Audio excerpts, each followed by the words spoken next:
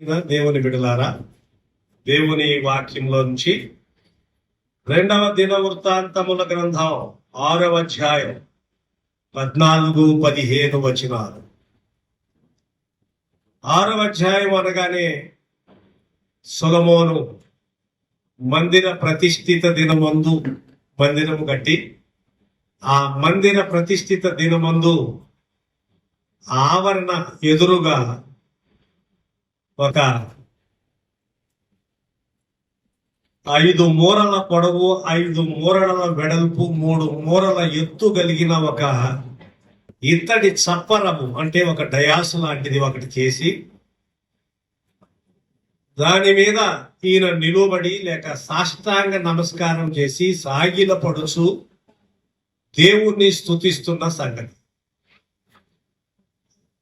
ఆ సందర్భంలో ఏమని సంబోధిస్తున్నాడో మనం చూస్తున్నాం.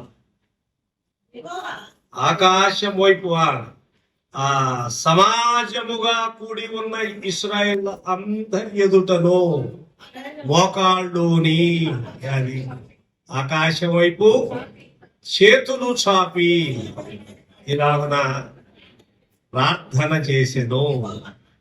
ఈ యొక్క ప్రార్థనలో లేక ఈ యొక్క నిజానికి ప్రార్థన అంటాం కానీ ఇది ఒక రకంగా ఇది ఆరాధన లేక స్తుతి అని చెప్పాలి, సరిగ్గా ఆరాధన అని చెప్పాలి.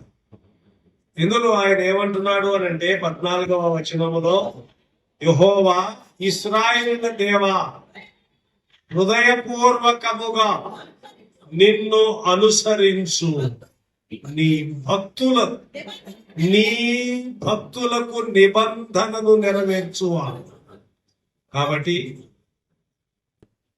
నీవు నీ భక్తులకు నిబంధనను నెరవేర్చువాడవు, నీలాంటి వాడు పైన ఆకాశములో గాని భూమి మీద గాని ఉన్నాడా? కాబట్టి దేవుని దగ్గర ఇది ఒక రకంగా ప్రార్థన అన్నట్టుగా కనపడుతున్నా, దేవుని యందు విశ్వాసం ఉంచిన వ్యక్తి, అతడు రాజు కావచ్చు, పేద కావచ్చు, స్త్రీ కావచ్చు, పురుషుడు కావచ్చు, జ్ఞానం కలిగిన వాడు లేకపోతే జ్ఞానం లేనివాడు ఎవరు అనుకుంటారులే, అది ఎవరైనా కావచ్చు. దేవుని దగ్గరకు వచ్చిన తర్వాత అందరూ కూడా దేవుని దగ్గరకు వచ్చిన తర్వాత సాగిలపడి నమస్కారము చేసు అందరూ చూస్తుంటుండగా, ఈయన ఇట్లా చేశాడు, ఈయన తండ్రి ఇంకా ఎక్కువ చేశాడు. రాజైనటువంటి దావీదు ఆయన ఏం చేశాడు అని అంటే, అదిగో ఆ మందసం మోసుకుని వెళుతున్నప్పుడు ఇంకా ఏమి సరిగా వస్త్రాలు కూడా ఉన్నాయా లేవా అన్నట్టు తొలగిపోయినట్టుగా ఎగురుతూ నాట్యమాడుతూ వచ్చిన వాడు దావీదు. మీకాలు అనగా సౌలు యొక్క కుమార్తె చూసి, ఏంటి మరి దాసుల్లాగా పిచ్చితనంగా నువ్వెవరో మర్చిపోయావా, నిన్ను నీవే మర్చిపోయినట్టుగా ఎందుకు ఇది పని చేస్తున్నావు అన్నట్లుగా మనస్సులో ఆమె తలంచు. నీవే, నీ హోదా ఏమిటి, నీ రాచరికం, నీ అధికారం, ఇదంతా మర్చిపోయి ఎవడో ఒకడు సాధారణమైన పిచ్చివాళ్లాగా నాట్యమాడుచు గొంతులు వేసు పోతున్నావే. ఆ మందసం లేక బండి మీద రాతి పలకలు పెట్టుకుని వెళుతుంటే దాని ముందు నాట్యం చేస్తూ వచ్చాడు ఈయన తండ్రి, సొలొమోను యొక్క తండ్రి దావీదు అని చెప్పి మనస్సులో అనుకున్నందుకు ఏం జరిగిందో మనకు తెలుసు మీకాల విషయంలో. కాబట్టి దేవుడి దగ్గరకు వచ్చే సమయానికి రాజా లేకపోతే పేదవాడా, ఐశ్వర్యవంతుడా, దరిద్రుడా, ఏమి ఆయన దగ్గరకు వచ్చిన తర్వాత ఆయన దైవత్వమును, ఆయన గొప్పతనమును, ఆయన మహిమ ఎదుట ఏ మనిషి కూడా తన యొక్క హోదాను లేకపోతే తన యొక్క భూ సంబంధమైన తన అధికారం కానీ ఏది లెక్కకు రాదు. తను తాను మర్చిపోవాలంతే. సొలొమోను కూడా అదే పని చేస్తున్నాడు. ఆ ఇత్తడి సప్పదమ్ము మీద అంటే ఇలా ఒక ఫుల్ ఫీట్ లాంటిది ఒకటి కట్టించి ఆవరణము ఎదుట కట్టించి మనుషులందరూ ఆవరణములో చేరారు. వాళ్ళందరి ఎదుట నిలబడి లేక దాని మీద సాగిన పడి ఆకాశం వైపు కన్నులెత్తి ఒక మాట మాట్లాడుతున్నాడు. ఏమండి? మోకాళ్ళలోని ఆకాశం వైపు చేతులు చాలు సొలొమోను ఇట్లని ప్రార్థన చేసింది. కాబట్టి ప్రభునందు ప్రియమైన దేవుని బిడ్డలారా, ముఖ్యమైన సంగతి ఏంటంటే సొలొమోను దేవుని యొక్క సార్వభౌమ అధికారము, ది సుప్రమసీ ఆఫ్ గాడ్, దేవుని యొక్క అసమానమైన శక్తి, దేవుడు అసమానుడు అంటే ఎవరితో సమానమైన వారు అన్న సంగతి గుర్తించి ఆయన్ని ఆరాధిస్తున్నాడు, ఆయన్ని స్తుతిస్తున్నాడు. పైన ఆకాశమందు గాని భూమి ఎందైనది కూడా లేడు. నీవు మహిమ కలిగినటువంటి వాడు, గొప్ప ఉన్నతమైనటువంటి వాడు అని చెప్పని దేవుని ఆరాధిస్తున్నాడు. ఇంకొక మాట కూడా మీకు జ్ఞాపకం చేస్తున్నా, దేవుని నమ్మిన వారు, బైబిల్లో ఉన్న దేవుని యందు విశ్వాసం ఉంచిన వారు దేవుని ఆరాధించుటకు, దేవుని వెంబడించుటకు, దేవుని స్తుతించడానికి ముఖ్యంగా ఆయన యొక్క మహిమ, ఆయన ప్రభావము, ఆయన దైవత్వము, ఆయన శక్తి అంతటి తెలుసుకోవాలి. ఇది కనుక తెలుసుకోలేకపోతే నువ్వు ఆయనతో జీవితాంతము ఉండలేవు. ఎవరు ఒక లైఫ్ టైం ఒక వ్యక్తి, ఒక భక్తుడు, ఒక విశ్వాసి దేవునితో నడుచుకోవాలంటే ఆయన యొక్క ప్రభావం ఏంటో, ఆయన మహిమ ఏంటో, ఆయన దైవత్వం ఏంటో అని అర్థం చేసుకోవాలి, అని తెలుసుకోవాలి. లేకపోతే వెళ్ళిపోతారు. యోహాను సువార్త 6వ అధ్యాయం 66, యోహాను సువార్త 6వ అధ్యాయము 66వ వచనంలో చదివితే మనకు తెలుసు, అప్పటి నుండి ఆయన శిష్యులలో అనేకులు వెనుక తీసి మరి ఎన్నడూను ఆయనను వెంబడింపలేదు. ప్రభు అన్నాడు. కాబట్టి యేసు, మీరు కూడా వెళ్ళిపోవాలని అనుకుంటున్నారా అని 12 మందిని అడిగితే సీమోను పేతురు, ప్రభువా, ఎవరి యొద్దకు వెళ్ళుదువు?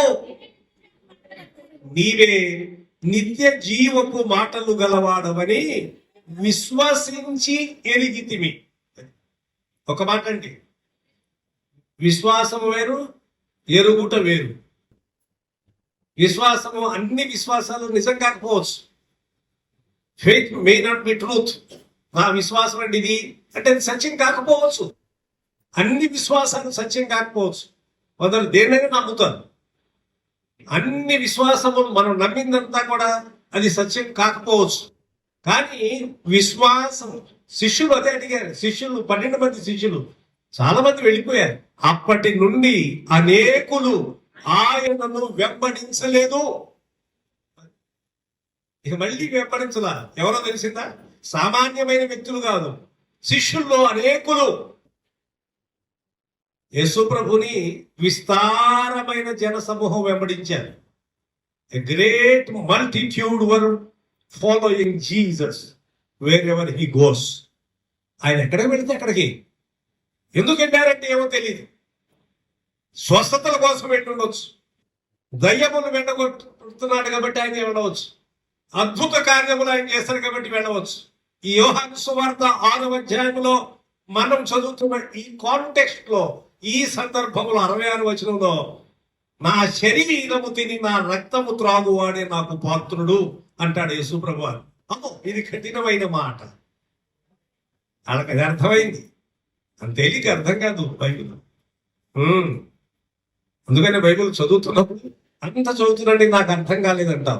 అందుకని చదివే ముందు ప్రభువా చదువుతున్నాను, నాకు పరిశుద్ధాత్మ వెలుగులో నాకు అర్థం అవటానికి సహాయించి, చదివిన తర్వాత మళ్ళీ తిరిగి చదివాను ప్రభువా, ఇది నాకు వంట పట్టడానికి అనగా మనసులో మాత్రమే కాకుండా హృదయంలో ప్రతిష్ఠించబడటానికి సహాయం చేయి. చదివే ముందు ప్రార్థన చేయి, చదివిన తర్వాత కూడా ప్రార్థన.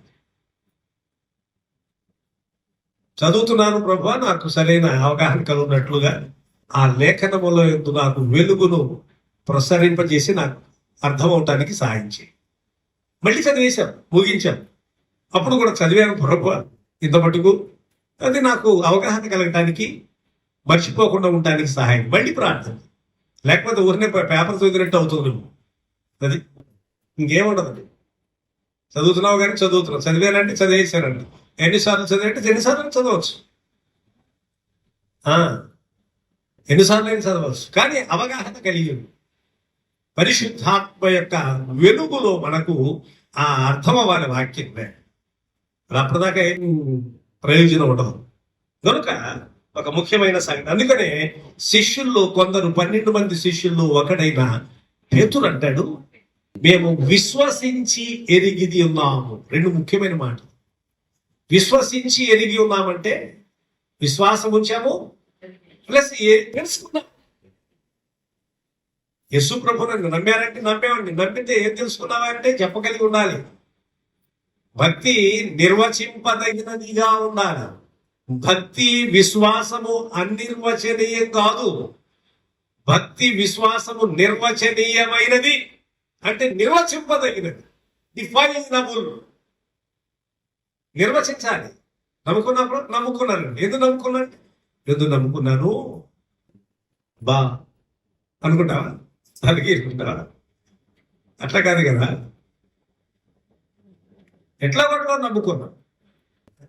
ఏదో రకంగా ఆయన దగ్గరికి వచ్చావు, తెలుసుకున్నాం. తెలుసుకున్న తర్వాత అప్పుడు నిదానంగా రోజు వాక్యం చదువుతున్నప్పుడు, వాక్యం చేత బోధింపబడుతున్నప్పుడు, అప్పుడు మనము విశ్వసించిన ఆ విశ్వాసమును వాక్యము చేత రూఢిపరుచుకొని తెలుసుకుంటున్నాం రోజు. ఎప్పటిదాకా తెలుసుకోవాలండి? ఎప్పటిదాకా తెలుసుకోవాలంటే ది లాస్ట్ బ్రీత్, తుది శ్వాస వరకు తెలుసుకోవడమే. తుది శ్వాస వరకు నేర్చుకోవడమే, తెలుసుకోవడమే. అంతేలికి అంతుపడతాం దైవిక సంగతం. లేకపోతే ఏమన్నారు? యేసుక్రీస్తు రక్తం 2000 సంవత్సరాల కిందట ఆయన చిందించిన రక్తం ఇవాళ మన పాపముల కొరకు మనకి ప్రాయశ్చిత్వం కలగడం ఏంటండి? ఇచ్చుతారు మాట్లాడడం బయట వాళ్ళు. మనకేం తెలిసింది ఆ సంగతి? యేసుక్రీస్తు ప్రభు చిందించిన 2000 సంవత్సరాల కిందట ఆయన చిందించిన రక్తమును మన పాపాలు పోతాయా? అబ్బే, ఇది అంగీకరించడానికి మనస్కరించే సంగతి కాదు. ఎవరు ఒప్పుకుంటారా? ఒప్పుకోరు కదా, మనకు తెలియదు. Once for all. హెబ్రీ పత్రికలో ఏమని రాసి చదువుతున్నాం?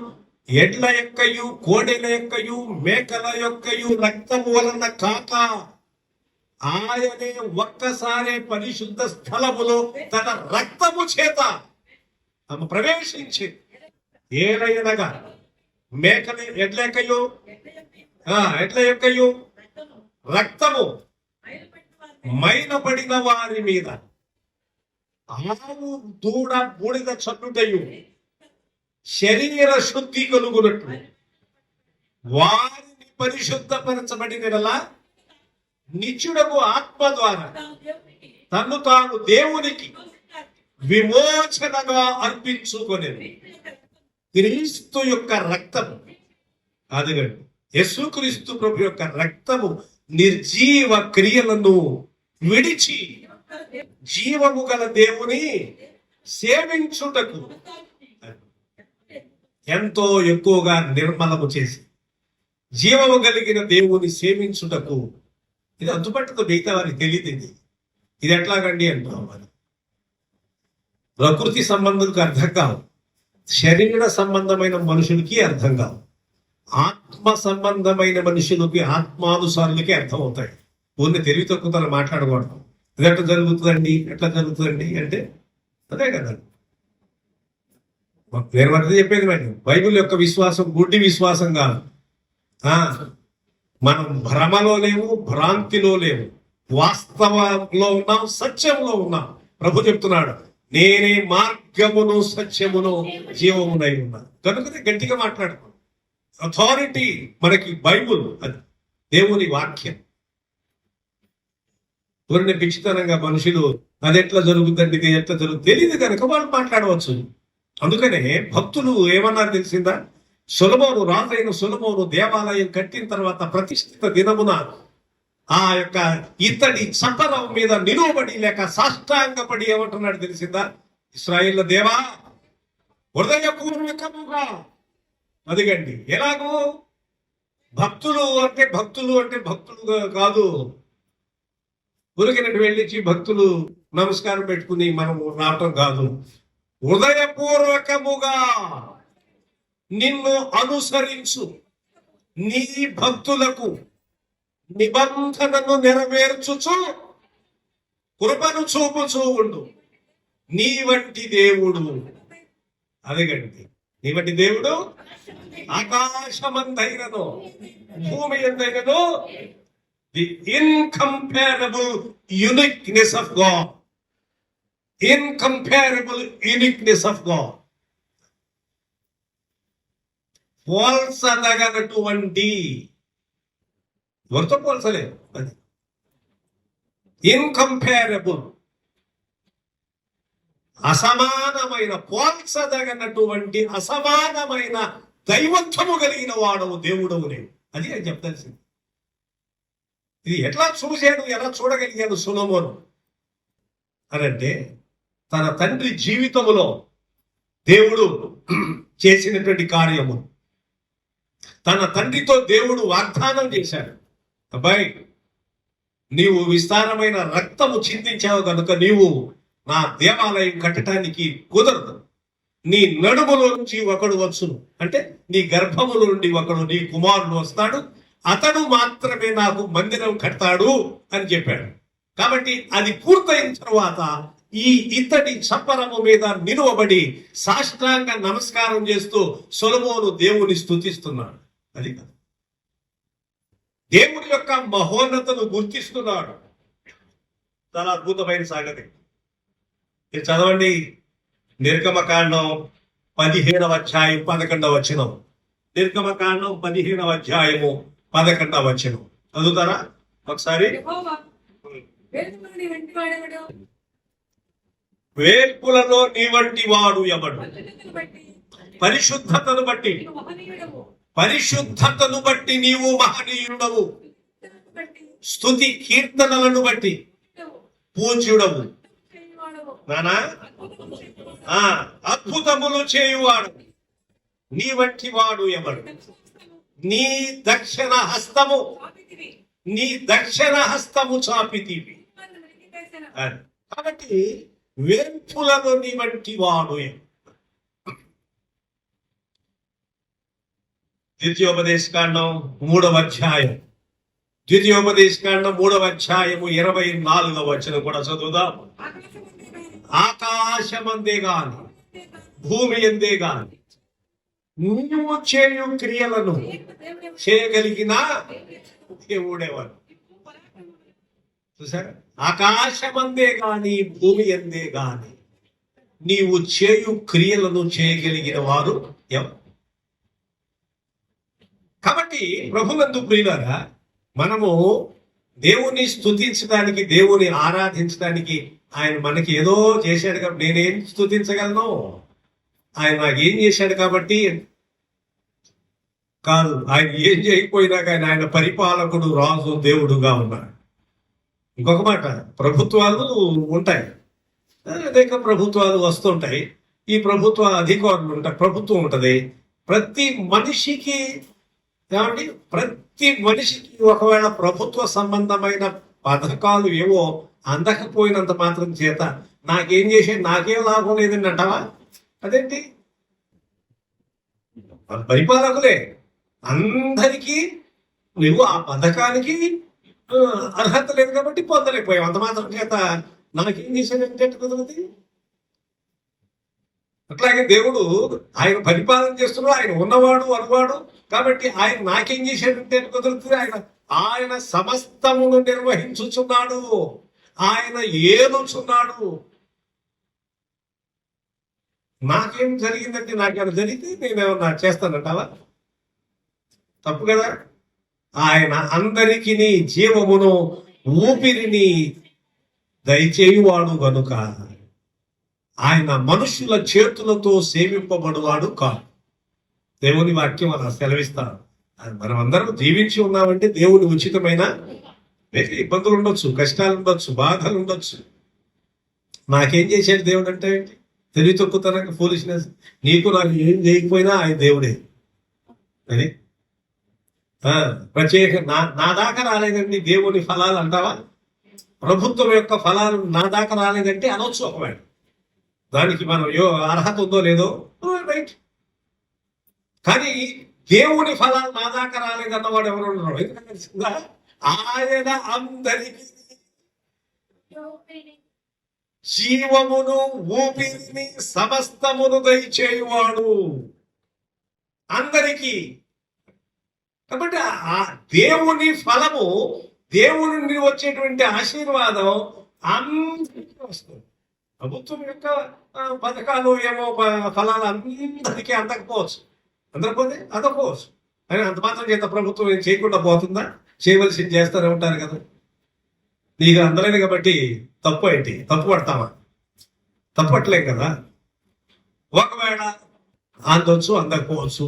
భూ సంబంధమైన అధికారులు, పరిపాలకులు రాజ్యము యొక్క ఫలము ఒకవేళ అందకపోవచ్చు చాలా మందికి. కానీ దేవుని నుండి వచ్చేటువంటి ఫలము ప్రతి మనిషి పొందకుండా మనిషి బతకలేదు, మనుగడే లేదు. అది అవునా కాదు? ఖచ్చితంగా నిర్ద్వందంగా చెప్పచ్చు. ఒక ముఖ్యమైన మాట, దేవుని ఆరాధించడం మొదలు పెడుతూ ఇక్కడ ఏమన్నాడు అంటే ముఖ్యమైన సంగతి, ఈ recognising the supremacy of God. దావీదు ఎట్లాగున దేవుని స్తుతిస్తూ వచ్చాడో, ఆరాధిస్తూ వచ్చాడో, ఆయన నా కోట, నా ఆశ్రయము, నా దుర్గం ఇట్లాగ మాట్లాడుతూ వచ్చాడో, ఇప్పుడు సొలొమోను కూడా ఏమంటున్నాడంటే దేవుని యొక్క ఆ మహోన్నతమైన శక్తిని, ఆయన దైవత్వమును గుర్తించిన వాడుగా దేవుని స్తుతిస్తున్నాడు సొలొమోను. ఎక్కడ మనుషులు ఎదుట చిన్నతనంగా భావించాల. వాళ్ళందరి ఎదుట అందరూ చూస్తుంటుండగా సాగిలపడి మోకాళ్ళుని ఆకాశం వైపు చేతులు చాపి ఇలాగున దేవుని స్తుతిస్తున్నాడు. నీలాంటి దేవుడు ఆకాశమందు గాని భూమి యందు గాని లేదు. ఒకటి. రెండవది ఇంకో ముఖ్యమైన 15వ వచనం, 15వ వచనం చదవండి అమ్మా. నీ సేవకుడైన దావీదు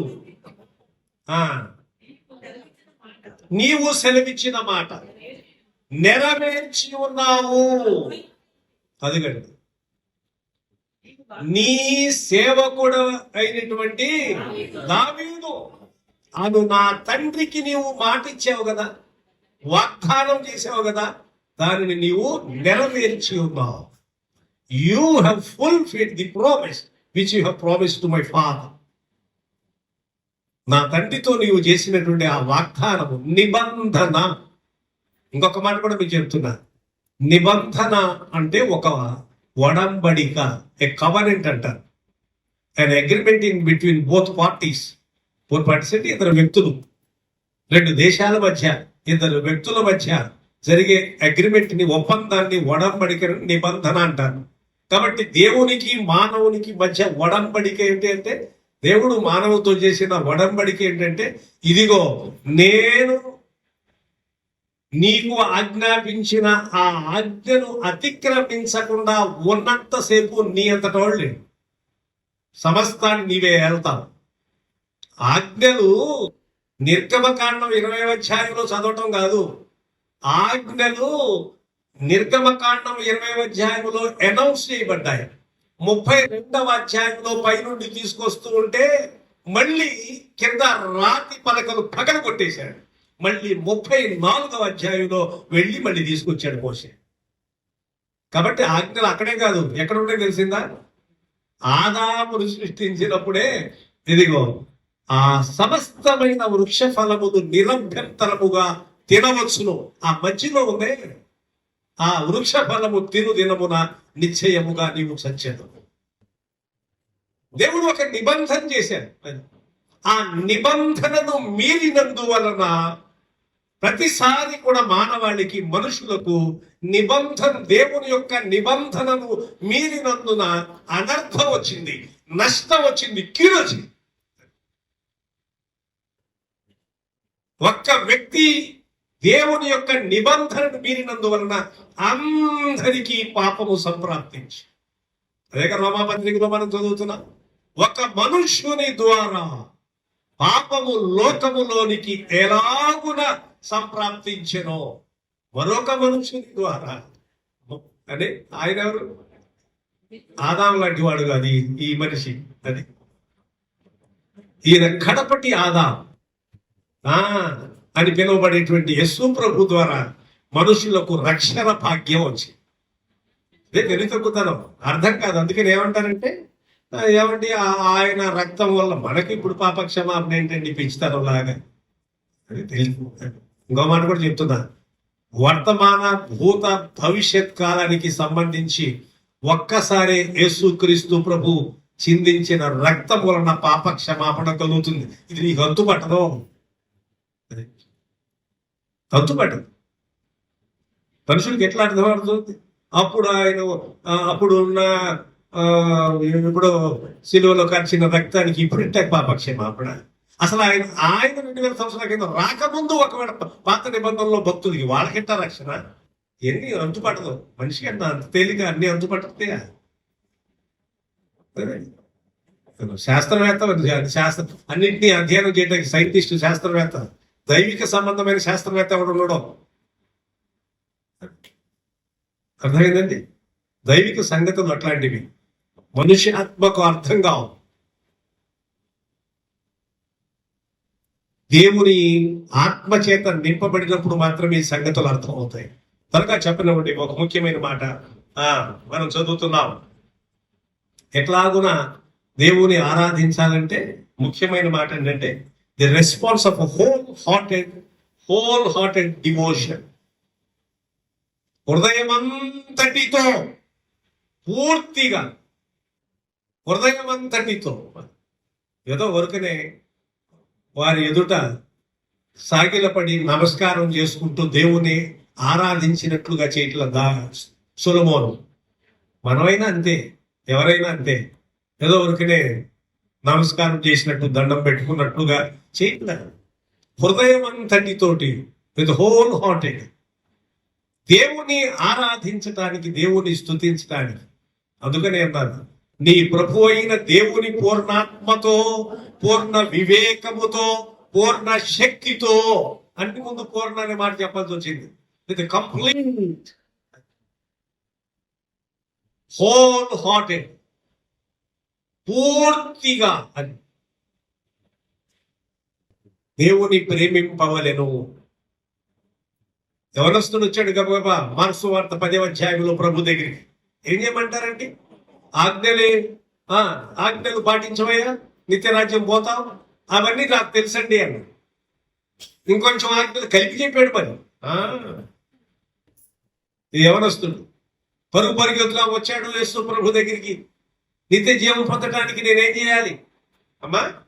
మార్క్సు వార్త, ఆయన బయలుదేరి మార్గమున పోవచుండగా పరుగెత్తుకొని వచ్చి ఆయన యుద్ధ మోకాళ్ళు అని. ఇతను కూడా మోకాళ్ళు నేడు. సొలొమోను మోకాళ్ళు దేవుని ఆరాధిస్తున్నట్టుగా మనం చూస్తున్నాం. ఇక్కడ కూడా ఇతడు మోకాళ్ళు నేడు. మోకాళ్ళు ఏం చేస్తున్నాడు? 10వ అధ్యాయం 17వ వచనం మార్క్సు వార్తలో మనం చదువుతున్నాం. సద్బోధకుడా, నిత్య జీవమునకు వారసుడగుటకు నేనేం చేయాలి? What shall I do to inherit the eternal Kingdom, the Kingdom of God? నేనేం చేయాలి? నువ్వేం చేస్తావా? ఏం చేయక్కర్లేదు. నువ్వు చేసేది ఏముంది అక్కడ? నేను చేసింది నువ్వు నమ్మటమే, నువ్వు చేసే పని. నేనేమి చేయాలి? నువ్వేం చేస్తావేంటి? వేలాది నదులంత విస్తారమైనము నీకిచ్చిన సాగునా, వేలాది దీనదులంత విస్తార తైలము నీకిచ్చిన చాలునా గర్భఫలమైన నా జ్యేష్ఠ పుత్రునిచ్చిన చాలునా గర్భఫలమైన నా జ్యేష్ఠ నీకిచ్చిన చాలునా నీవు చేసిన ఉపకారములకు నేనేమి చెల్లింతు నీవు చేసిన ఉపకారములకు నా హృదయమ నా హృదయమా విత్ హోల్ హార్టెడ్ హృదయమంతటితో దేవుని ఆరాధించడం నేనేం చేయాలి? నువ్వు చేసేది ఏమన్నా అక్కడ పరలోకం మొదట నేనేం చేయాలి? నువ్వేం చేసేది? కొండను పిండి చేసేది ఏం లేదు. యేసు ప్రభువారు చేసిన కార్యమును అంగీకరించి నీ కొరకు నా కొరకు లోకమంతటి కొరకు ఆయన కలువరి శిలువలో ప్రాణం పెట్టి చనిపోయి తిరిగి లేచిన ఆ సంగతి అంతటిని విశ్వసించి యేసు రక్తము ప్రతి పాపము నుండి మనల్ని పవిత్రులుగా, అది వాక్యం చెప్తుంది. 1 యోహాను పత్రిక 1వ అధ్యాయం 8వ వచనంలో 9వ వచనంలో చదివితే మనము పాపము లేదని చెప్పుకుని మనలో సత్యము లేదు. మనమే మోసపుచ్చుకొనుచున్నాం. మనలో సత్యం ఉండదు. మనము మన పాపములను ఒప్పుకొని ఆయన నమ్మదగిన వాడు నీతిమంతుడు గనుక ఆయన మన పాపముల నుండి క్షమించి సమస్త దుర్నీతి నుండి మన పవిత్రులుగా చేయును. మన పాపము చేయలేదని ఏమండి చెప్పుకొని ఎడలా దేవుణ్ణి అబద్ధికునిగా చేస్తాం. ఒకవేళ పాపం లేదని చెప్పుకుంటే దేవుణ్ణి అబద్ధికునిగా చేస్తాం. ఏ పాపం అండి అంటే కాబట్టి ప్రభునందు ప్రియమైనటువంటి వారులాగా 1 తెస్సలోనిక పత్రిక 2వ అధ్యాయం 12వ వచనం. తెస్సలోనిలకు రాసిన 1 పత్రిక 2వ అధ్యాయం 12వ వచనం చదువుతారా? 2వ అధ్యాయము 12వ వచనం.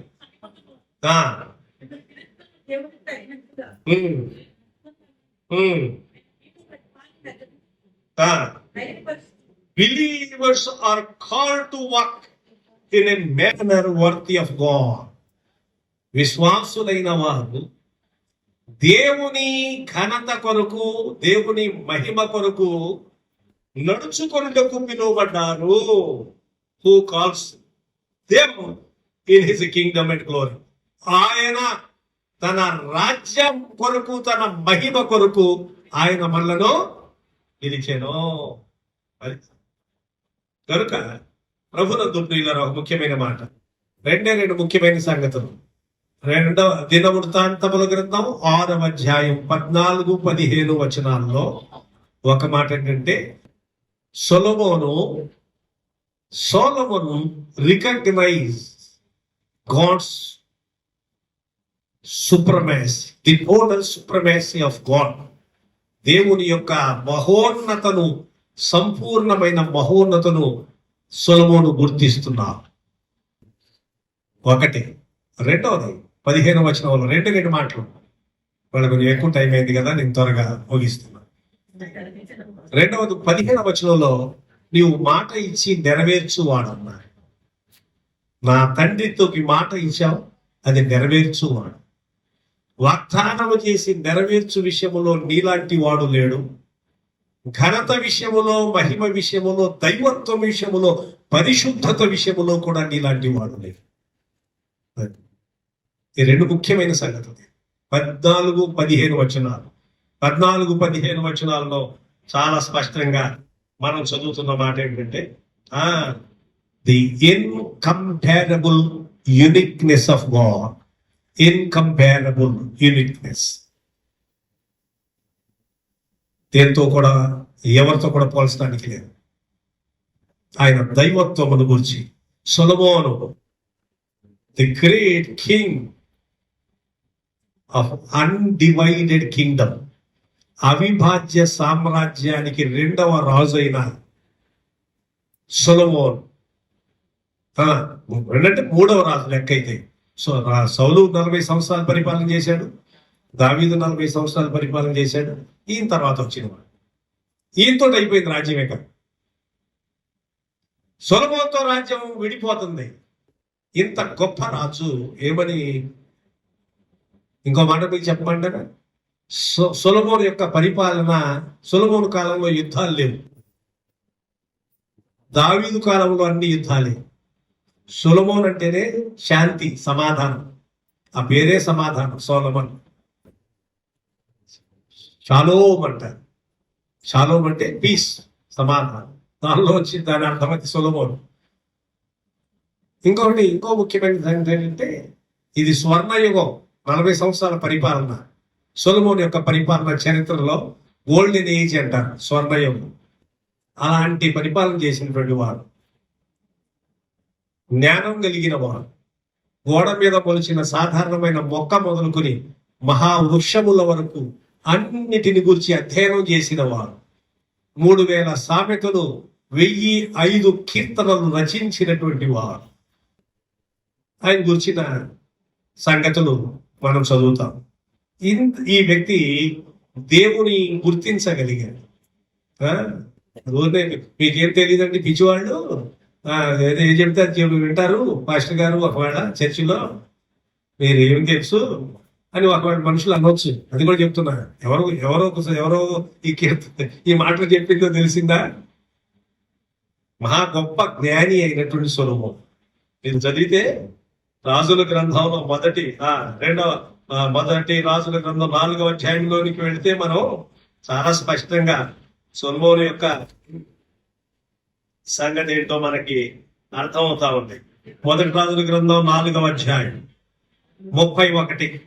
అతడు సమస్తమైన వారి కంటెను, ఎజ్రాహీయుడైన ఏతాను కంటెను, మహోలు కుమారులైన హేమాను, కల్కోలు, దర్ద అను వారి కంటెను జ్ఞానవంతుడై ఉండెను గనుక అతని కీర్తి చుట్టూనున్న జనములన్నిటిలో వ్యాపించాను. 32వ వచనం.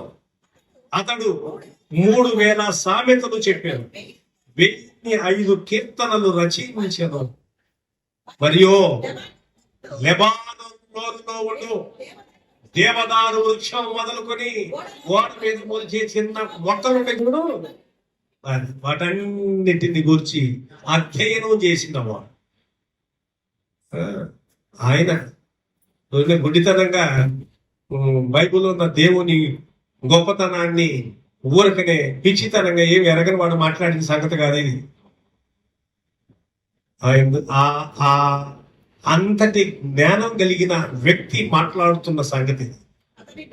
ఇప్పుడు ఇవాళ ఏదో ఏం తెలియపోయినా కానీ దేవుని గురించి మాట్లాడటానికి ప్రతివాడు హేళనగా వ్యంగ్యంగా మాట్లాడటం సమంజసం కాదు, తప్పు అవుతుంది. తప్పు అనే మాట కాదు, పాపం అవుతుంది. ఏమనుకున్నారు? ఎవరు మాట్లాడుతున్నారు? The uniqueness of God, the supremacy, incomparable uniqueness, పోల్చదగనటువంటి ఎవరితోనూ దేనితోనూ పోల్చదగినటువంటి దేవుని యొక్క అసమానమైన దైవత్వం, పరిశుద్ధతను గురించి మాట్లాడుతున్నాడు సొలొమోను. ఇది మనం గ్రహించాలి. కాబట్టి ఈ యొక్క ప్రత్యేకమైన సమయం మందు లేక పునరుత్థానం ప్రభునందు ప్రియులారా, దేవుడు మనకి ఏం చేశాడని కాదు. అక్కడ నీకేం చేయకపోయినా, నీకేం చేయకపోతే ఎట్ట బతుకుతావు? ఆకాశం, భూమి, గాలి, నీరు, అగ్ని, పంచభూతములు ఆయన స్వాధీనంలో ఉన్నాయి. భూమి మీద మనందరం ఆయన స్వాధీనంలో ఉన్నాం. నాకేమన్నా చేస్తే నేను ఆయన్ని గట్టిగా నమ్ముకుంటానండి, కొంచెం ఈ పని చేసి పెడితే అని అనుభవం తప్పు. ఆయన అదృశ్యమైనటువంటి భద్రత. 91వ కీర్తనలు ఎక్కడో ఈ మధ్య నేను మాట్లాడుతున్నా. 91వ కీర్తనలో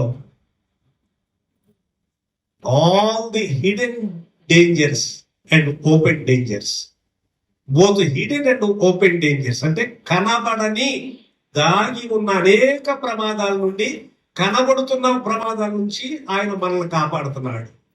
అది కదా, కనబట్ల మనకు చాలా ప్రమాదం, కనబడితేనే జరిగితేనే మనకు గుర్తొస్తుంది.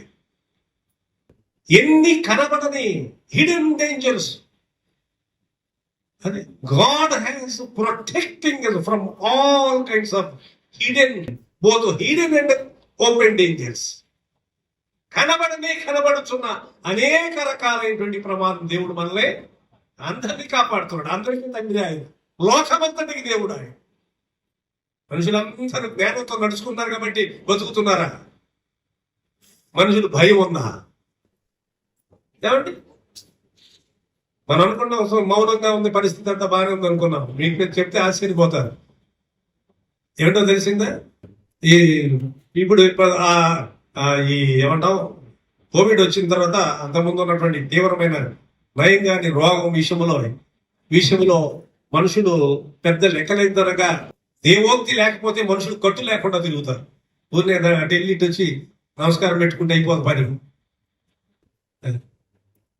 ఈ దేశమేమో మనం ఎంత మట్టుకు మతం అని గుట్టుకున్నాడు. ఈ సమయం వద్దు ప్రభునందు ప్రియులారు, రెండు మాట చెప్పడం 14వ వచనం ప్రకారంగా the uniqueness, incomparable uniqueness of God. Solomon recognised the incomparable uniqueness of God. ఒకటి. రెండో మాట, రెండు విషయాలు. ఇంకేం తెలిసిందా? The one who promise is faithful. And వాగ్దానము చేసిన వాడు నమ్మదగిన, వాగ్దానమును నెరవేర్చిన. ఈ రెండు సంగతులు ఆ ఆలయ ప్రతిష్ఠిత దినముందు ఆ ఎదర నిలువబడి అందరూ చూస్తుంటుండగా మోకాళ్ళుని పైకి చేతులెత్తి దేవుని స్తుతిస్తూ దేవుని గుర్తించిన వ్యక్తి కనుక ప్రభునందు ప్రియులారా, లోకములో ఉన్న ప్రజలందరూ ఆయన ప్రజలు. ఆయన ఫలం పొందని వాళ్ళు లేరు. ఇందాక మాట్లాడుకున్నారే, ఏదన్నా ఒక ప్రభుత్వ ఫలం నాకు అందలేదంటే పోతే దాని గురించి పెద్ద బాధపడాల్సిన అవసరం. అందరికీ అందవచ్చు, అందరికి పోవచ్చు. ప్రత్యక్షంగానో పరోక్షంగానో ప్రభుత్వ సంబంధమైన ఫలాలు కూడా అందరికి అందుతానే ఉంటాయి. నీకేమైనా రోడ్డు వేసారు అనుకోండి, ఒకవేళ రోడ్డు నాకేమి ఇచ్చారు, రోడ్డు వేస్తే అంటావేంటి? మరి రోడ్డు మీద పోట్లా నువ్వు క్షేమంగా ఆయన మాట్లాడాను. నీకు ఒక్కటే తిన్నగా ఇస్తారా ఏంటి గవర్నమెంట్ వారు? రోడ్లు వేశారు, ఇంకేదో ఏమండి సౌకర్యం చేశారు, ఎన్ని చేశారు, చేస్తే అదంతా నాకేమి ఇచ్చారండి అంటావేంటి? అదే కదా, భూ సంబంధమైన రాజ్యం యొక్క ఏమండి స్టేట్ బెనిఫిట్స్ అంటాం. ఈ రాజ్యం యొక్క ఫలాలే ఒకవేళ నేను పొందలేదంటే కూడా ఒప్పుకో, ఖచ్చితంగా పరోక్షంగానో ప్రత్యక్షంగానో ప్రతి మనిషి కూడా పొందుతారు, ప్రతి రాష్ట్రంలో. మరి దేవుడు నాకు ఏమలేదంటావేంటి? తప్పు కాదు ఎంత మాట. దేవుడు అనుగ్రహించేటువంటి ప్రతి విధమైనటువంటి ఫలం ప్రతి మనిషి చిట్ట చివరి వ్యక్తి వరకు, మొట్టమొదటి వ్యక్తి మొదలుకొని చిట్ట చివరి వ్యక్తి వరకు అందరూ ఆయన ఫలము, ఆయన ప్రయోజనం పొందుతున్నవారు. ఆయన ఫలం లేకపోతే బతుకుతావు అసలు భూమి మీద? అదే కదా, ఖచ్చితంగా. ఎందులేని సంధ్య నాకేమైనా చేయమని నేను చేస్తాను, నీకు పని గట్టుకు చేసేదేం లేదు.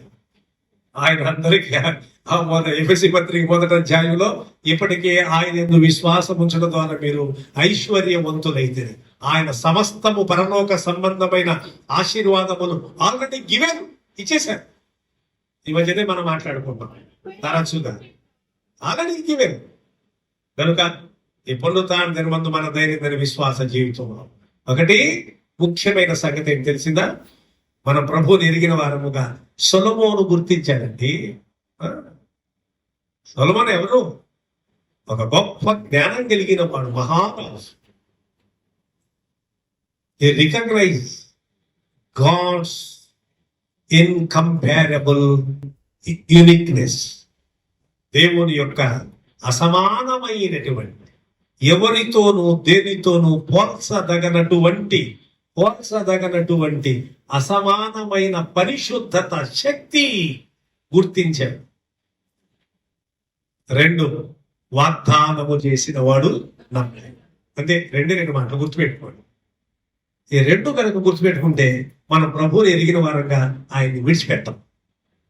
లేదు కాదనుకోండి, కొన్ని కష్టాలు వచ్చినప్పుడు, కొన్ని ఆపదలు వచ్చినప్పుడు, కొన్ని బాధలు వచ్చినప్పుడు వెళ్ళిపోతాం, వదిలేసి వెళ్ళిపోతాం. ఎవ్వరు నిజమైన విశ్వాసం వచ్చిన వారు ఆయన్ని వదల. మీరు కూడా వెళ్ళిపోతారా అని అడిగారు. ఎక్కడికి వెళ్తామండి? ఎవరి దగ్గరికి వెళ్తాం? To whom shall we go? ఎక్కడికి వెళ్ళమంటారు చెప్పండి మీరు? నీవే నిత్య జీవపు మాటల గలవాడవని మేము విశ్వసించి ఎరిగి ఉన్నాము. కనుక ఇదే నిర్ధారణలో మనం ప్రభువుని నమ్మిన వారు. అనేక అవసరాలు ఉన్నాయి, అనేక ఇబ్బందులు ఉన్నాయి, అనేక కొరతలు ఉంటాయి. అన్ని దేవుడు సహాయం చేస్తాడు, విడుదల కలుగు చేస్తాడు. తప్పకుండా మనం ధైర్యం కలిగి ఆయన మీద విశ్వాసములో ప్రతిష్ఠించబడినట్లు ప్రభు మనకు సహాయం చేయనుగాక. ఆమేన్. ప్రార్థన చేద్దాం.